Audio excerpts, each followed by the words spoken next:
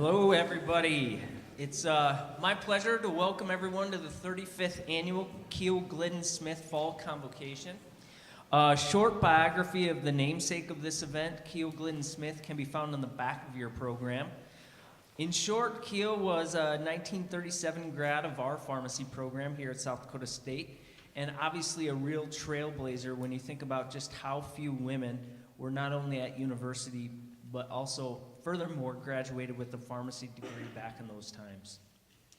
I look forward to this event every year, not only because it gives us a chance to recognize Keel, but also because it brings faculty and students from across our college together to have a shared learning experience.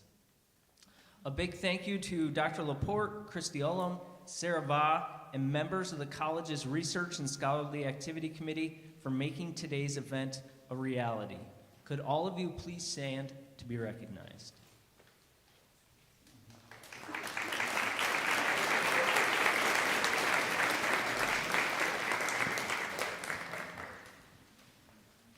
One of the other highlights of this annual event is that it gives us an opportunity to hold a poster session in which students throughout the college can share some of the amazing research happening. This year, we were once again had a strong representation from across our college. Will all those who presented a poster today please stand and be recognized?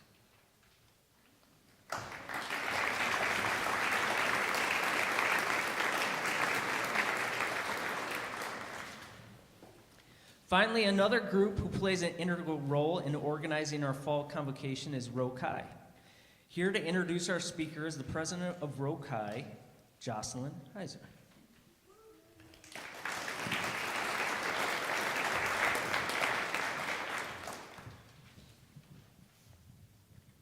Before Before introducing this afternoon's speaker, I would like to recognize individuals who participated in the poster presentations earlier today.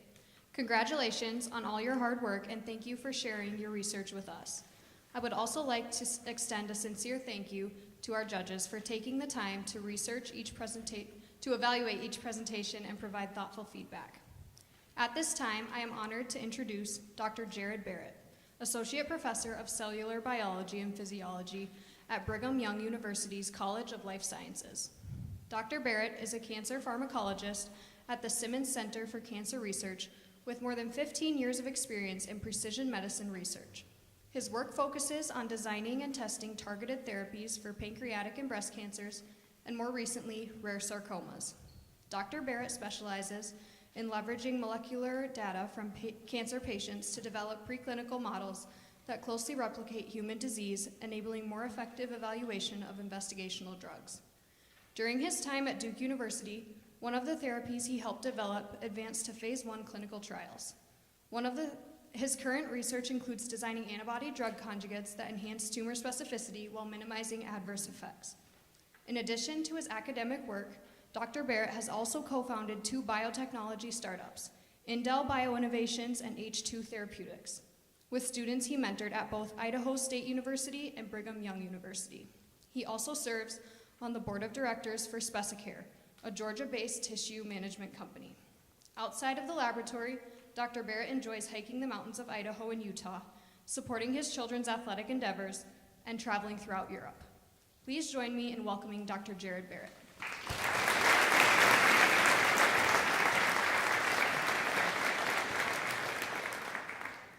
Thank you very much. It is definitely a pleasure to be here with all of you today.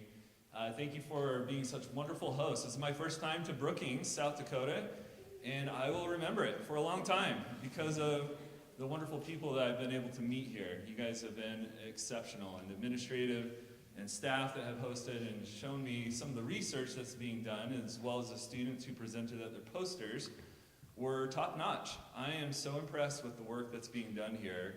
And I hope that a little bit about what I talk about today can be a little bit of inspiration for your quest to achieve that next level or innovation in whatever you do, whether that's in pharmacy practice or in research.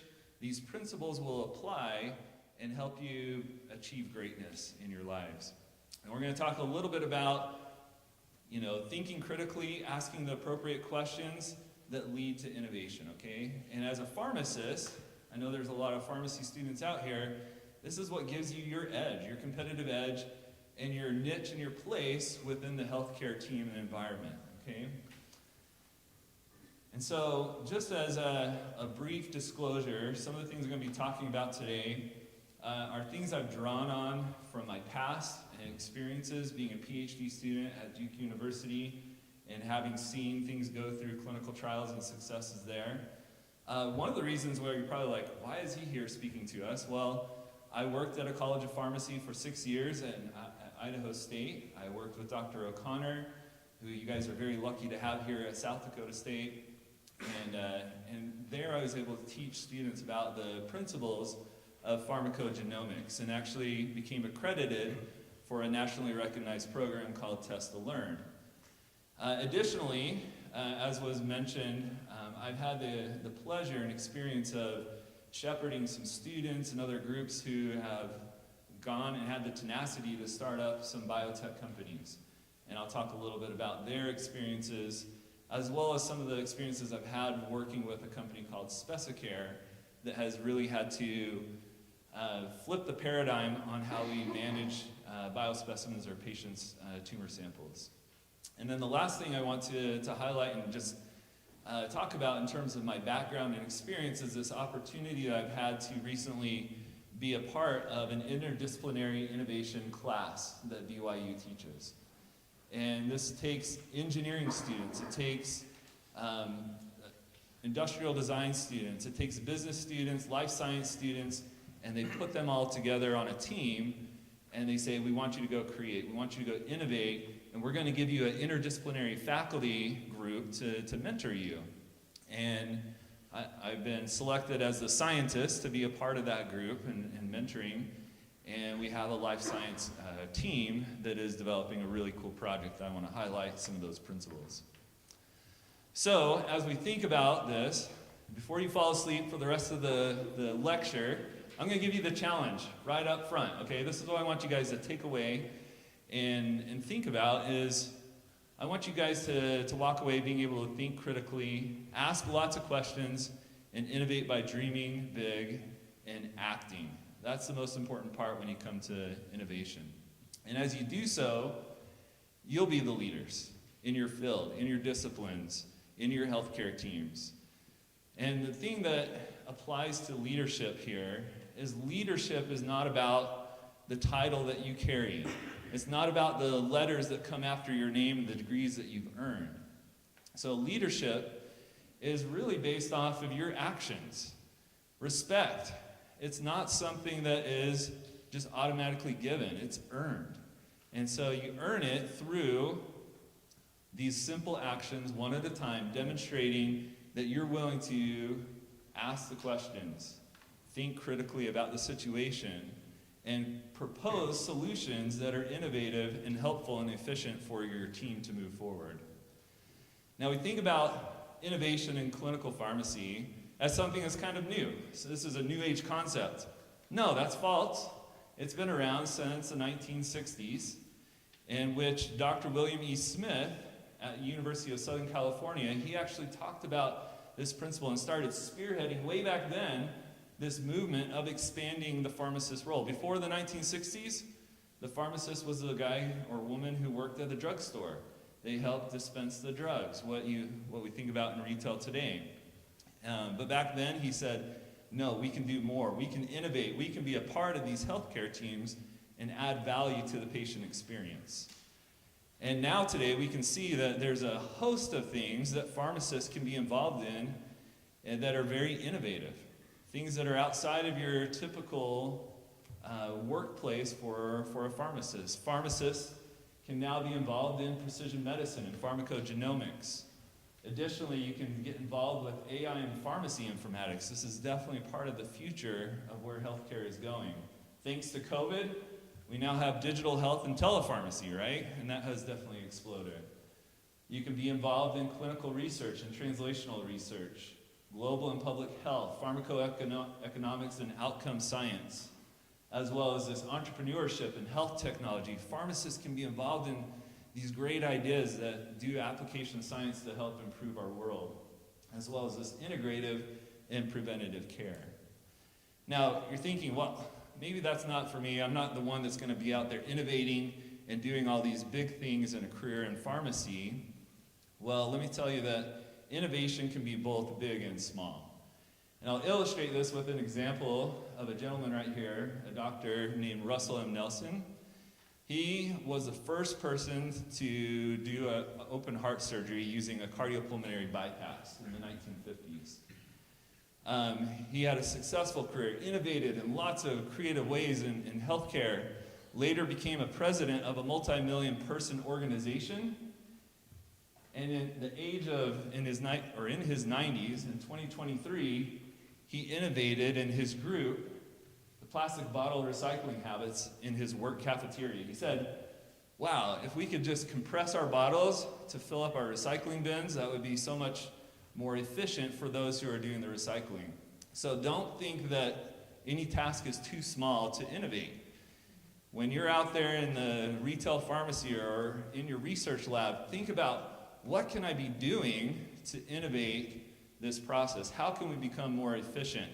Think, ask those questions, and then act. Okay, for my talk, I want to illustrate some of these principles of innovation, primarily in precision medicine and pharmacogenomics, as well as clinical research and translational research, and then this idea of entrepreneurship in health technology. And you're going to see that some of the things I've been doing hopefully overlap, and you might find some connection with that. And so to start off, I want to highlight primarily this precision medicine and pharmacogenomics.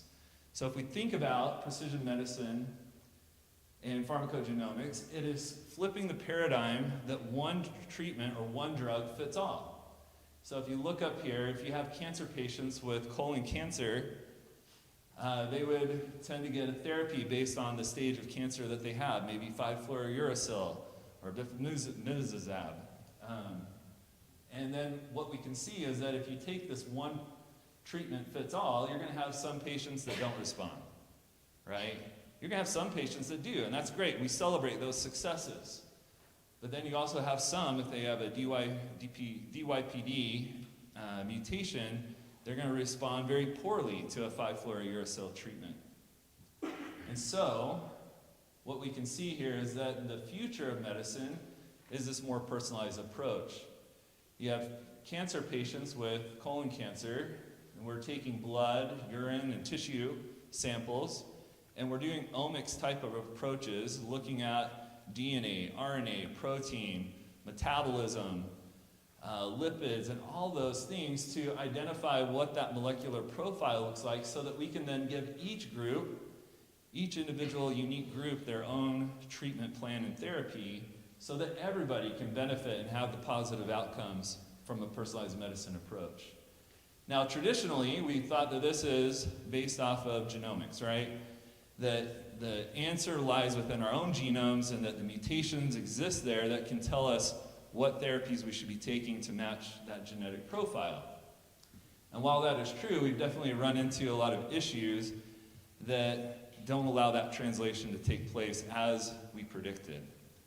Now, additionally, there's another way to go about doing personalized medicine, and this is by doing functional precision medicine. You take a genomics agnostic approach, you throw genomics out the window. It kind of hurts my heart to say that. But you say, we're going to take this panel of cancer drugs, and we're just going to apply it in a shotgun approach and see what responds to the tumor, what causes it to die.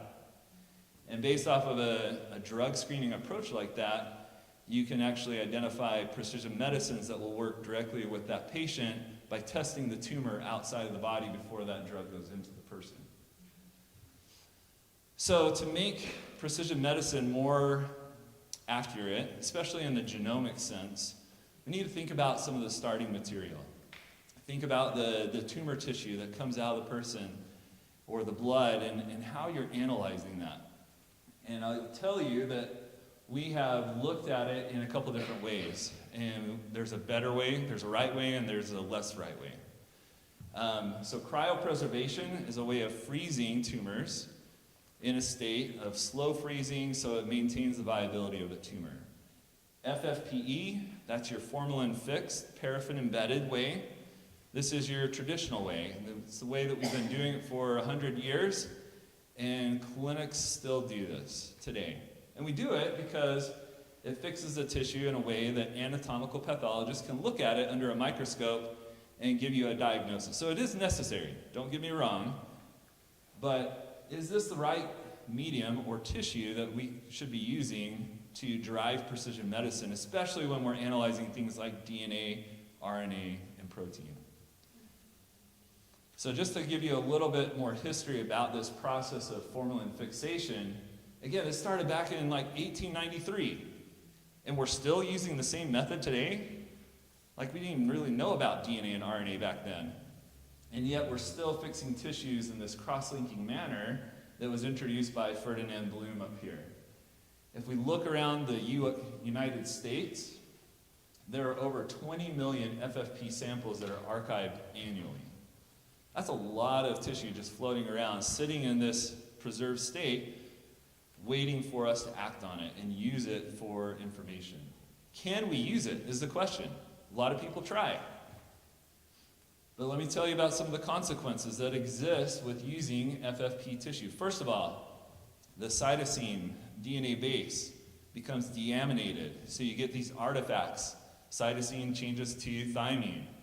You have fragmentation of the DNA strands. You have cross-linking that is difficult to reverse. So you have these protein-DNA interactions and DNA-DNA interactions. And as you try to prepare the DNA for sequencing to identify, one, you lose a lot of the DNA, and two, some of that DNA that gets sequenced is actually artifacts or incorrect base calling due to the processing of the tissue. And so, again, we're thinking about this critically. So we're going to ask the question, will cryopreserved samples yield superior results than FFPE sampling, leading to more accurate sequencing? This is important, right? If we're going to move into this space of personalized medicine, precision medicine, oncology, we need to do it with the best possible input data to be accurate.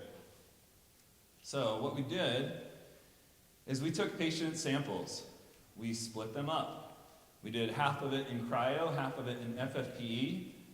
And as is noted here, the strands from the cryo were much longer DNA. You got much shorter ones from the FFPE. And we did a bunch of pre-analytical sampling and analysis. We said, well, let's look at the DNA quality. Let's look at the quantity and see if there's a difference between these matched samples, cryopreserved in FFP. We actually had 38 samples in this study. And what you can see here is a summary of those measurements. And in every case, the cryopreserved tumors were superior to FFPE. You can see they yielded more DNA per milligram of tissue. Purity was the same. That's good. We want these to be the same purity. We're using the same DNA extraction kit. Quality. The top you can get is a 10. So 9.8 out of 10 for cryopreserved tissue. 4.4. That's a really bad DNA quality score. And the lengths, we're getting things well above 50,000 base pairs in length, whereas with the FFP, we were kind of peaking out or maxing out at 300 base pairs. So pre-analytical variables were definitely in favor of the cryopreserved tissue. Now let's look at some of the sequencing results. And so this was actually done on a separate study, and we actually increased the number of samples to 50 matched samples. And we looked at things like read sequencing depth, so the ability to be confident in the reads that you're getting and whether or not you have a mutation. Well, cryopreserved was much higher. We had a mean read sequencing depth of 54.2x, whereas our FFP tissue was 34.6. You look at the median insert size, it was much larger for the cryopreserved tissue than the FFPE. When you look over here at the percent mapped of things that were greater than 15x, we see that cryopreserved tissue was mapping at 99.7, whereas the FFP tissue was 99.3. And you're like, well, that's not that different. Yeah, they're pretty close, but statistically significant there as well. So each of these, again, in favor of that cryopreserved tissue. So pre-analytical, DNA extraction, the DNA sequencing. Now let's look at what matters most, the variant calls, right? Can it get the mutation calls accurate enough, or is there a discrepancy between the FFP and cryo? And so with cryopreserved tissue, the median number of variants that we identified was 80,036. And again, this is without germline subtraction, but neither of them were germline subtracted. And if we looked at FFP, there were 94,147 variants analyzed. And when we look at the median point of the things that overlap between the two, there were 51,619. So in total, the concordance of how much they agree with each other is 43.5%. Are you guys willing to live with that kind of error rate in the FFP samples? I hope not. That's disastrous. You could be wrong half the time in trying to make these calls for tissues coming from FFPE. So the problem here with this is that we know that there's inferior genomic testing done with FFP. We've reached out to all the commercial DNA sequencing centers, Foundation One, Tempus, Caris, all these guys that the physicians are working with to order DNA sequencing. None of them want to accept frozen samples. They have a pipeline established. They're not willing to change. Also, whenever we present this data, whether it's a national conference or even locally, I had some students presenting this last week at a BYU conference, and everybody's like, well, it must be so much more expensive to do cryopreserved tissue. If nobody's doing it or adopting it, it must be just so prohibitive on a cost. And I think to switch right now at this time, there would be some capital costs and freezer equipment and things like that. But the process of freezing tissue is actually simpler than FFP. It's less time involved. And also, if you're making a choice right now between the two, all the equipment that's needed for FFP processing, if you're trying to automate it, is about the same cost as a -80 freezer and a liquid nitrogen Dewar flask. So we kind of said, no, there's not a barrier cost. There is this mentality that the logistics are not feasible, that the doctors are having a hard time working with it, and that the insurance companies aren't paying for it. And so you guys have heard all this in pharmacy. It's the same story. And so how do we innovate? How do we think about this critically to say, how can we move this in a fashion that will give patients the best benefit from pharmacogenomics? We want them to get DNA sequencing. We want them to benefit from precision medicine. So we're going to start reaching, or what we have done is reach out directly to the patients, this DTC approach, and we're saying, you guys be the advocates for your own tissue. Because back in the 1990s, there was a bill passed in Congress, the Patient Self-Determination Act. And this Patient Self-Determination Act gave patients the authority or the power to choose what they're going to do with their information, with their tissues. If they come in with a patient directive, the physicians have to honor that. And they have to do what the patient's asking, as long as it's not superseding their care, and this doesn't, that they have to honor and do that. And so we're working with the patients to be more advocates for themselves. We're educating them, telling them that this is the direction they need to go. We're also, I don't know if I can call this really innovation, but we're having these bold conversations in the scientific arena. And I say arena purposefully because it's a bit combative. Like, people out there saying, we don't believe this, or we've had lots of people say, this can't be that far off. And what's interesting is that we have seen, time and time again, other papers who've done similar studies, and they show all the benefits of frozen or cryopreserved tissue, and then they get to the very end, and they say, yeah, it's good enough. But they're looking at maybe 6 or 7 genes instead of the whole genome. And in those 6 or 7 genes, they're able to show a concordance. Or they manipulate the statistics, which I found in a paper. And we had a biostatistician, a professor at BYU, who looked over a paper. I just said, hey, blindly look at this paper, tell me what you think of the statistics. And he said, this is so wrong. And we actually took that data in that paper and we called it out in a recent publication. And the reviewer took that information from us and thought we were the bad guys. They said, how dare you critique that paper and tell them they're that wrong. So we've tried to be bold. We've tried to take this information and share it in a way that kind of stirs the pot. And this is a bit innovative because me as a scientist, I don't like doing that, okay? I like things being non-confrontational, but this takes a different approach, hence why I put it here in this innovation section. So, if we ask the important questions, think about it critically. Let the data tell you what's driving these decisions, that there are these differences. Follow it, stand by it, and then innovate on how to implement and make it happen. So the next thing I want to talk about is the idea of entrepreneurship in health technology. So again, I talked about the ability to work with a group of undergraduate students who are very interdisciplinary. And they build a team, and their goal is to make a product, a commercial product, in the IoT, Internet of Things. So it connects to the internet, and they have 12 months to do that. They start in January every year, and they have to be done in December. Our team has to be done a little bit earlier because we're going to Paris, France next week to do a genetic engineering competition. But the life science team also competes, like I said, in this international competition called iGEM. And so we're actually ahead of schedule, and what we've been working on in this space is a biosensor using aptamer technology. And so with this, we have a nucleic acid strand right here. This is what aptamers are. And they take on a three-dimensional folding that mimics antibodies.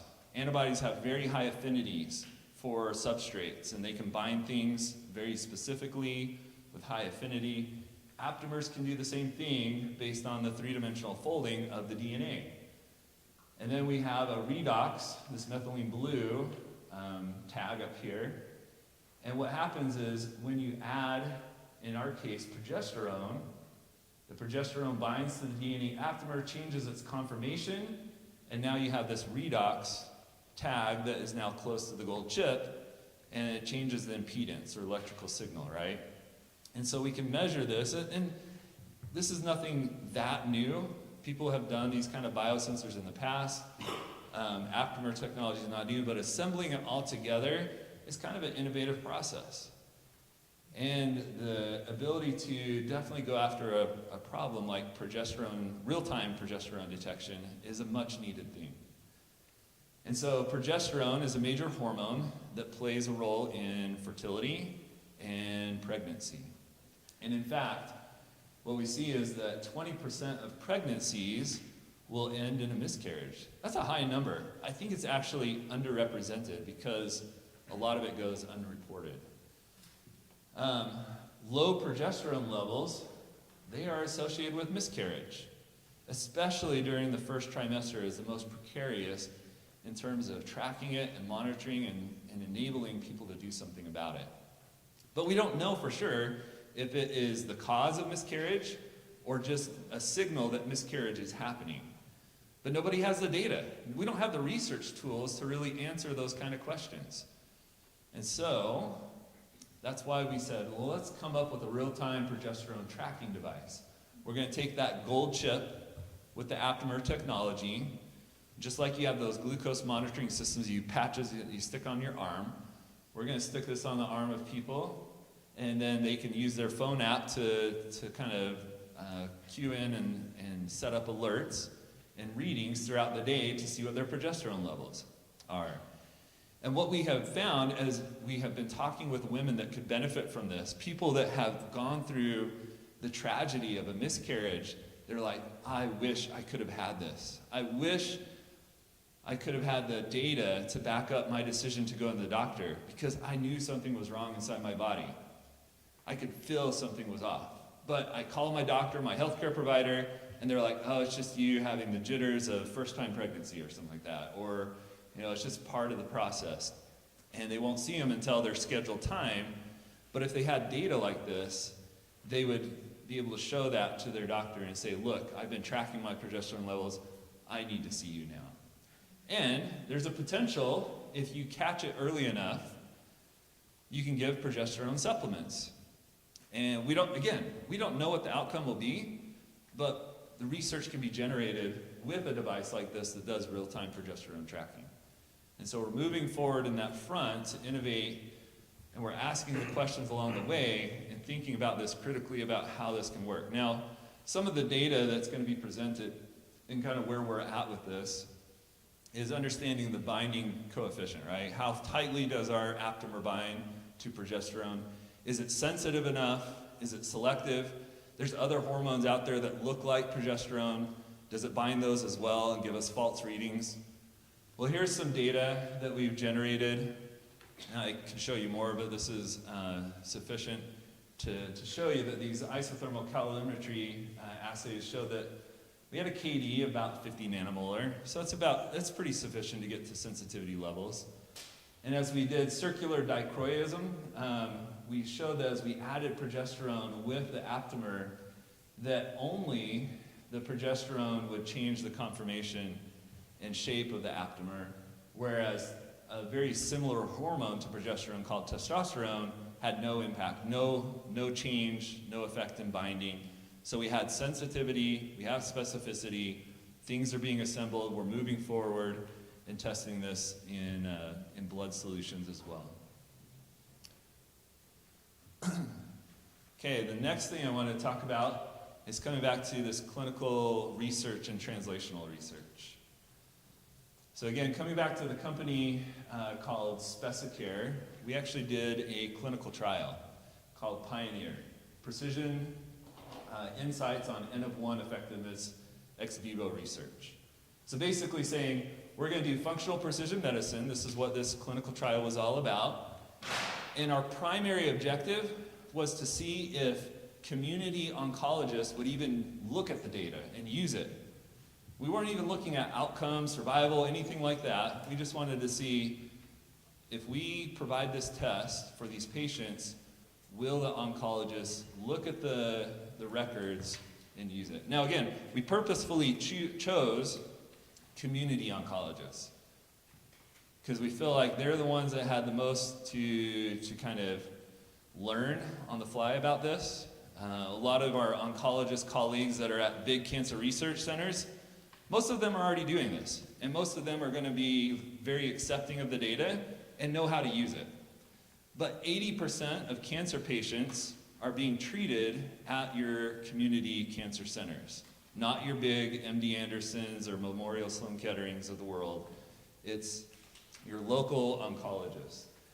And what we saw is that as 60 patients received this functional precision medicine assay, so we took out the tumor, we coordinated that with their surgeon, sent it off to our lab that does the test, and we generated clinical reports because these labs were CLIA accredited, and we returned it back to the community oncologists.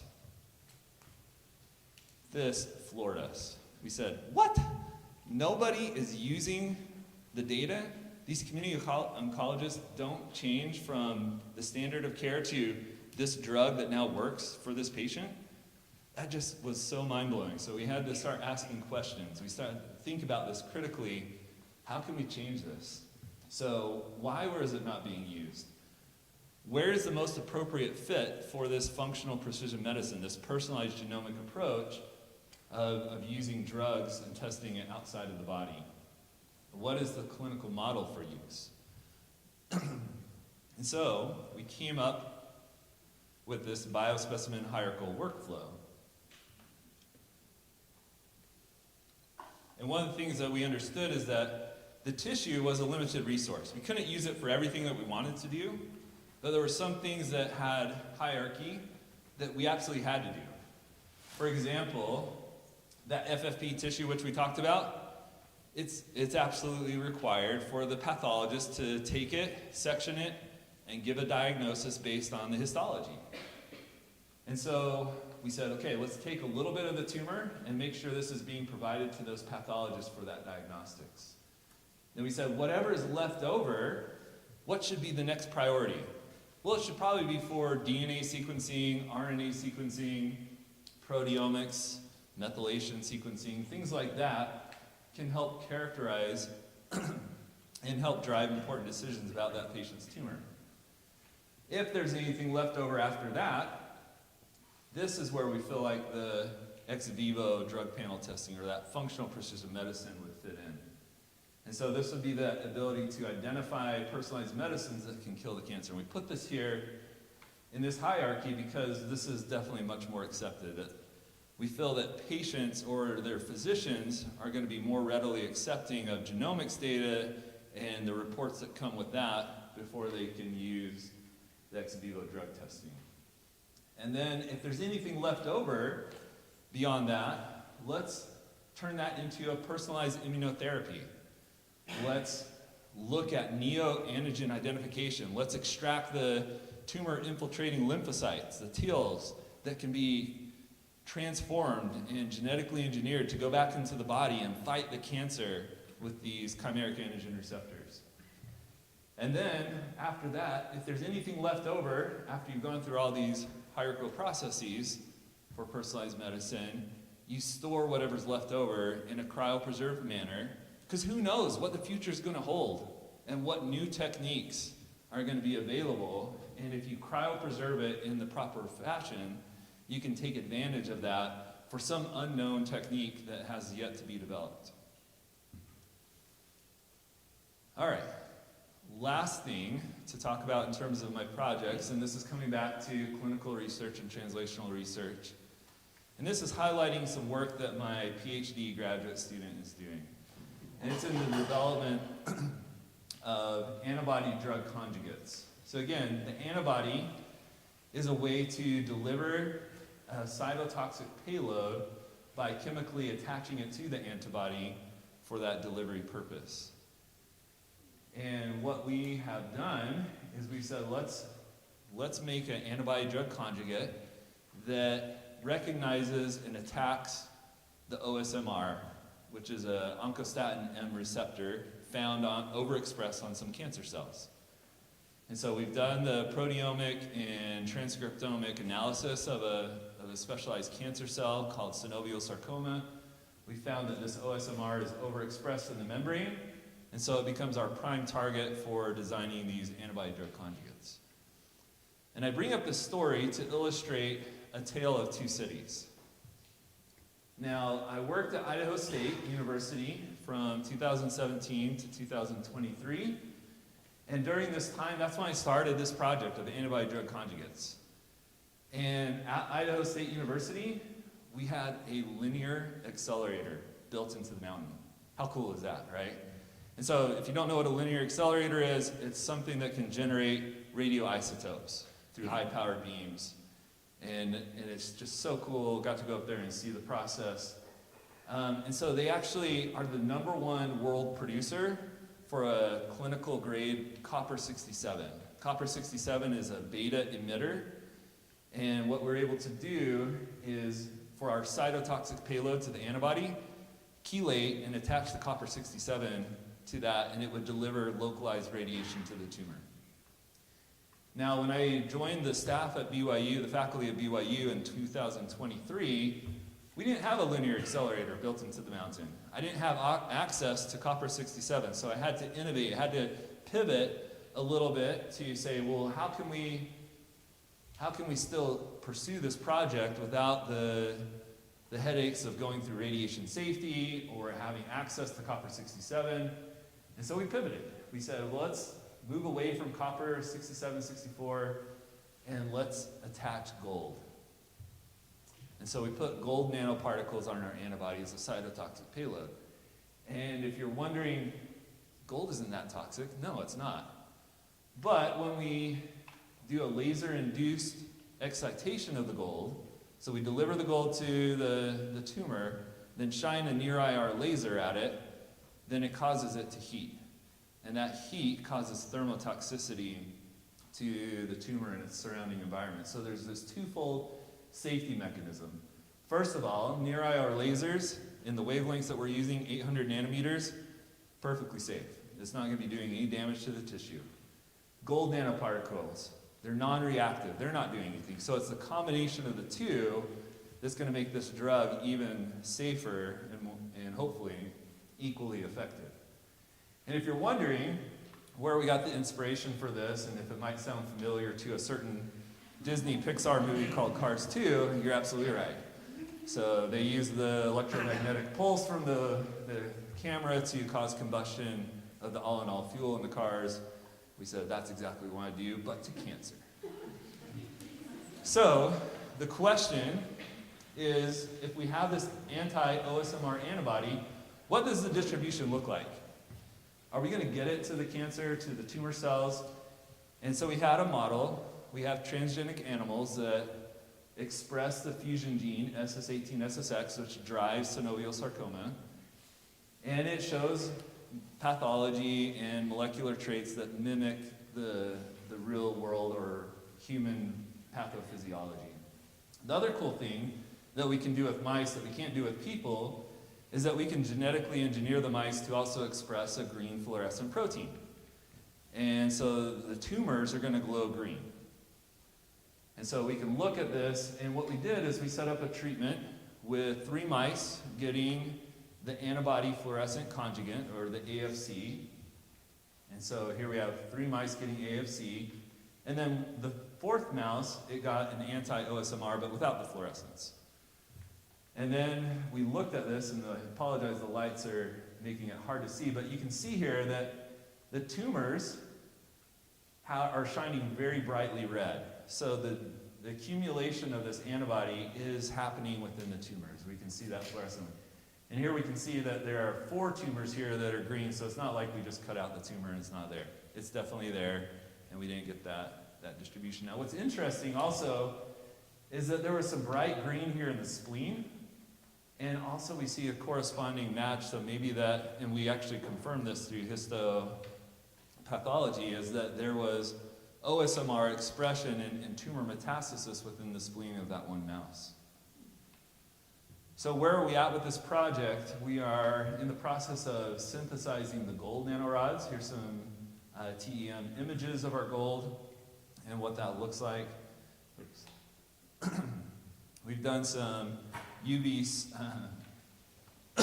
vis spectra to see where the absorbance is mostly taking place. And we have a couple peaks here, but the one we're mostly interested in is this one at 800 nanometers. And because the longer that wavelength, the deeper the penetration we can get into the tissue. And so we are in that process of continuing to explore and see where this drug will take us. And the reason, again, why I bring this up is this ability to innovate and just use what's around us. Like sometimes we wait, or we have to have the big idea, and in this case it was previously the radio immunotherapy with copper-67, which was no longer available. So being able to innovate, ask questions, how can we pivot to still make this therapy work? So let's do a quick review session. Again, the things that I want you to take away from this is the ability to think critically about your research, your situations, your work. The paradigms that exist out in the world, like using FFP, technology that's been around for over 100 years, can stunt innovation. It's getting in the way of precision medicine and genomic research. Let the data drive your decisions. And I hope that as you do that, it will help us be more confident as we flip these paradigms. Now, one of my favorite quotes by Louis Pasteur is this: in the field of observation, chance favors the prepared mind. And so as you're going about asking these questions and thinking critically, be aware of your surroundings, be aware of what's going on. If it's a recycling bottle that needs to be squished before it goes into the recycling bin, make that observation and then be ready to act and do something about it. Now, as we are open to the world around us, we're making these observations, something incredible is going to happen, especially as your mind is prepared, you've been taught, and all of you guys are getting a great education here at South Dakota State. You'll have these serendipitous observations, things that translate into wonderful discoveries. I mean, think about Alexander Fleming. He could have easily tossed that contaminated, mold-infested sandwich out the window and not had the ability to make the connection that there was something being produced in that mold that was preventing the bacterial growth on his plates. I mean, nowadays you can't get away with eating at the bench and doing research anyway, so we don't have to worry about that. But because of his discovery, this serendipitous discovery, we now have the drug penicillin and all of its derivatives that changed the course of history. William Röntgen, back in 1895, discovered X-rays. And he did this through serendipitous discovery. He was trying to find energy particles that were coming from cathodes. And he said, wow, let's look at this. And he saw some of the filter paper on a distant wall was shimmering or had some energy in it. And he started putting hands on this X-ray emitter. That's a bad idea too, by the way. And they were able to show that it could see through your skin and show the skeleton. Pretty cool stuff. But because he was observant, he saw the world around him and he made this serendipitous discovery. Coming back to drug discovery, Viagra is one of the most profitable drugs that the world has known, that Pfizer has made, entering over $10 billion in sales over the course of 2.5 decades. And this was done because of a nurse that was part of the clinical trial team was jotting down every single side effect that was associated with these men that were being treated for their cardiovascular disease, but actually were seeing benefits in their ED. So, when we think about this, asking questions. So again, thinking critically, being ready to observe. Now, review time for asking questions. There are such things as bad questions. Whoever made up that phrase, there's no such thing as bad question, they need to be fired, okay? Bad questions, though, can be asked, and it just gives us a chance to re-ask the question. I mean, who here has interacted with LLMs and asked them questions, and they're like, give you an answer, you're like, that's not what I asked, and you're like, yeah, that's exactly what I asked, okay? Like, questions, we need to refine our questions, we need to make them very specific, and as we do so, we can get to the heart of the matter. Now, there are answers to questions where the answers are publicly available. We just don't know about it. So we need to ask those questions, go find it, do the research. Where it gets cool is where there is no publicly available answers. You get to provide the answers.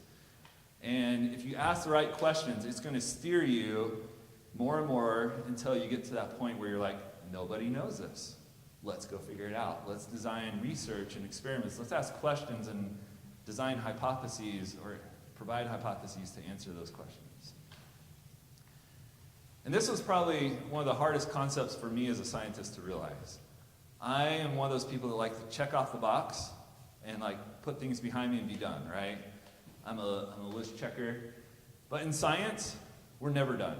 We're always asking questions. If you ask the right questions and do research, what that should do is lead you to asking more questions. And so Terry Pratchett, he said it best. He's an English literature or writer. He said, but then science is nothing but a series of questions that lead to more questions. Okay, lastly, innovating. So my takeaway principles for innovation are don't wait for the big idea. Use the plastic bottle analogy. Whatever is around you in the office and in your workplace, at home, if there's a way to innovate, make it more efficient, do it. Use the available resources. Look around you. If you don't have access to Copper 67, go find something else that you do have access to that can help you innovate and use and move forward with your projects. And then lastly, I love the fact that interdisciplinary research and approaches can help with innovation. It gives you the perspective of somebody else who thinks differently than the way that you do. And as we come together with these different perspectives, open-minded, working together as a team, you're going to be able to innovate in ways that you really couldn't do before.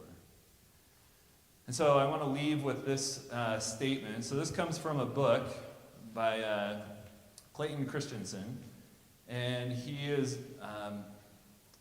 was the dean of the business school at Harvard. And he talked about innovations within healthcare, and he called this the innovator's prescription. If you've never read it, everybody here could probably really benefit from the principles and things that he talked about.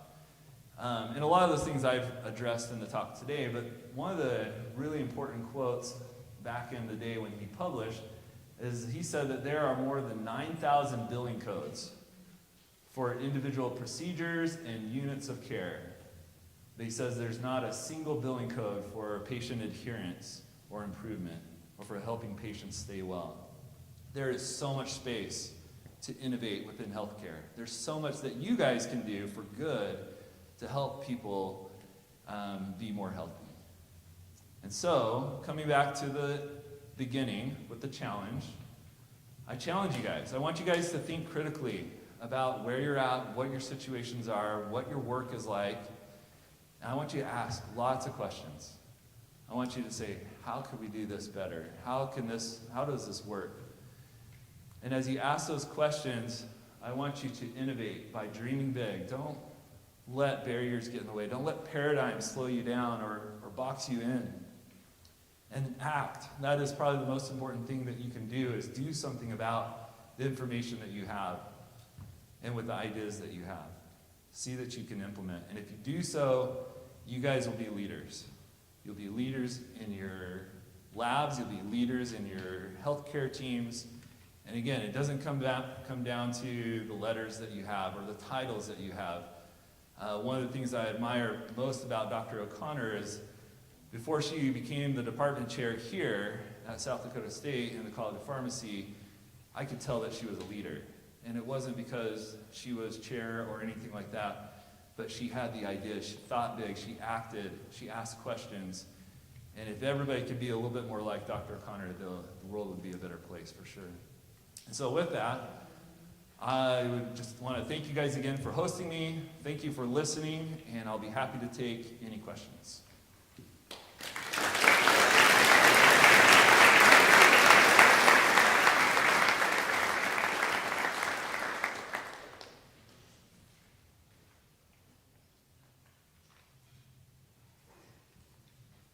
By the way, this gentleman up here is the CEO of Specicare.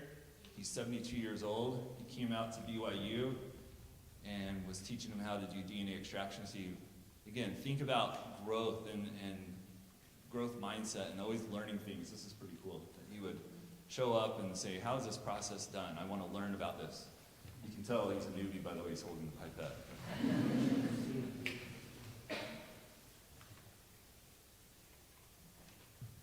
Thank you, Dr. Barrett. This is outstanding and eye-opening seminar, especially who are working on the discovery of biomarkers. So the difference you showed that 45% variants. So how old they were, the tissues, cryopreserved as well as FFPE? Yeah, so samples were taken between 2018 to 2021, and all the research was done from 2023 to 2024. So at most, they were 7 years old. So does that give you kind of perspective? I know that you asked the question because sometimes old samples of FFP can fall apart. These were all temperature controlled, stored in dark. I don't think that, in fact, the people who did the sequencing for us, a company out of Southern California called Enacross, they said, wow, these are the best FFP samples that we've had. Normally they have a failure rate, so they have a QC metric of you have to meet all these criteria in order for us to even use it for a clinical diagnostic. And they said that with their FFP samples, it's very common to have a failure rate of like 50% of their samples don't even get through the QC. And they said that we had like 80% that at least got through the QC. So what is your perspective like in terms of the available biomarker for different cancers? Like they have been used all these FFP cancers.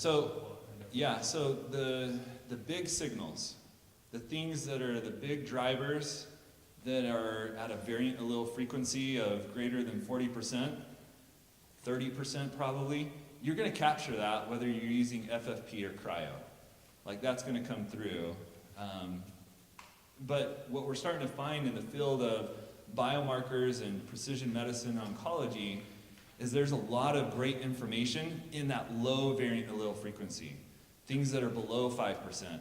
Well, guess what? In FFP, that's all noise because a lot of these artifacts exist around that 5% variant allele frequency just by having 1 or 2 mutations show up because of the artifact or the way it's been processed. So I think that as we go forward in the space of like neoantigen discovery, things where it really matters across the whole genome, the type of mutations that you're discovering, I think that that's going to benefit the most by this switch to identifying neoantigens with cryopreserved tissue over FFP.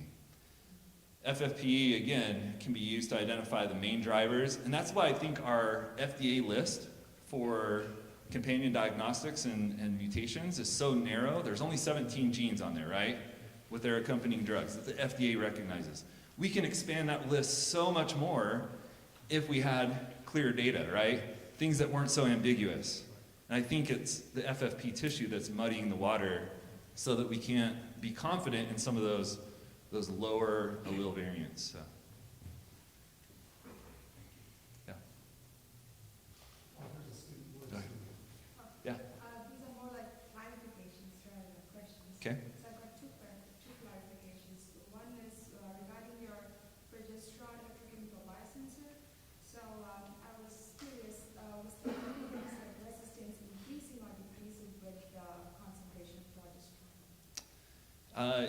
is increasing.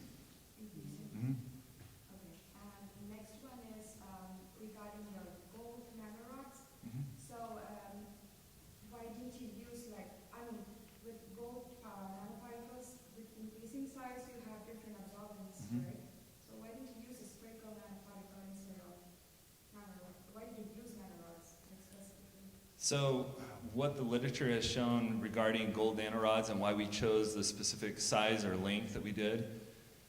So it's, again, different sizes or shapes of gold nanorods will interact with different laser excitations. And so that's why we had to do the UV spectrum to identify what it does. So we have a tunable laser that will adjust to the gold. So the gold production, these gold nanorods, is a little bit of a stochastic process. We do a CTAB seed method, and so we start elongating it out, capping it with a CTAB so that it produces, and it's generated by time, the size. And so you can have a little bit of batch variability, and so, which is why we test with every batch what that UV spectra is and make sure it's still fitting within the parameters close enough to our wavelength of near IR laser that will interact with it. But we do it based off of, this is the protocol for generating these gold nanorods, and then we match the laser to it. So does that help? Good question. Yeah, Josh? Sure, great. Thanks, Chair, for the talk.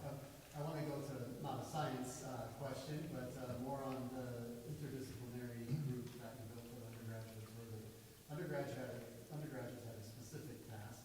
I want to hear maybe your perspective a little bit on the faculty group that was brought together, and what are some of the benefits you saw of maybe those faculty coming together, which maybe warrants the intent of that. Yeah, so again, because we knew there are benefits to the students of having these interdisciplinary teams, we, wanted to model that with the faculty that were teaching in this class or mentoring in this class. We didn't do a whole lot of teaching. But as we did so, we also brought with us each our perspectives. And a lot of these faculty that have come from mechanical engineering or from the business school or from industrial design. We even have a professor from the law school who comes in and helps them write operational agreements and helps them decide how to patent their IP.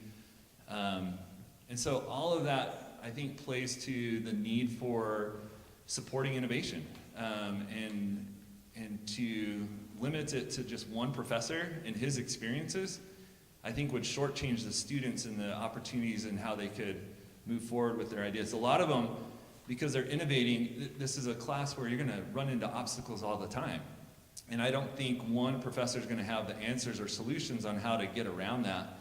But by having a collective of 5 professors with their interdisciplinary backgrounds, you can say, well, you've probably been through this before. Or how does an engineer think about this versus a scientist versus a business person? Like, if we need to make a business decision, how do we weigh the pros and cons of moving forward in this regard? So I think definitely having that interdisciplinary faculty is a huge benefit for the participants in that class. Were there co-publications or maybe co-grant applications by those faculty mentors that also resulted out of that?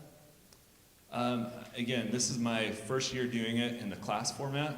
I've done iGEM twice, and so I haven't seen any collaborative grants or publications from it, but all the IP is co-owned. So all the patents get submitted through the group. I would imagine internal combustion of two intelligence is very painful. What do you anticipate when you get to that? Yeah, so I make it sound like it's a big raging inferno within the tumor that they, combust like the cars do. These cells, the thermal toxicity induces apoptosis. And so you have very controlled cell death. It's not what you're imagining. It's just, it's raising the temperature enough that the proteins and cells, they're just like, I can't take this anymore. And so, But related, you don't see cytokine storm as a result of it. We have not got to that point of doing it in the mice yet, but other people who have done it in a model of glioblastoma reported that they did not see that specific inflammatory event. So.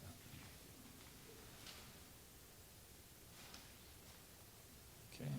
All right. Well, thank you very much, everybody. It's been wonderful to be here.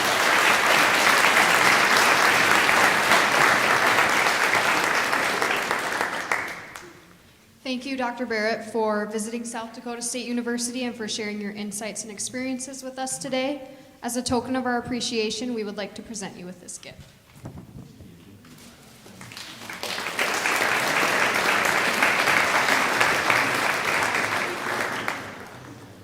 Thank you, everyone, for attending the 35th Keogh Glidden-Smith Fall Convocation. One thing is that people who presented posters today, you should look for an email in the coming weeks regarding your poster grading and awards. And then finally, we invite you to join us for a reception just outside the Founders Recital Hall. Thank you.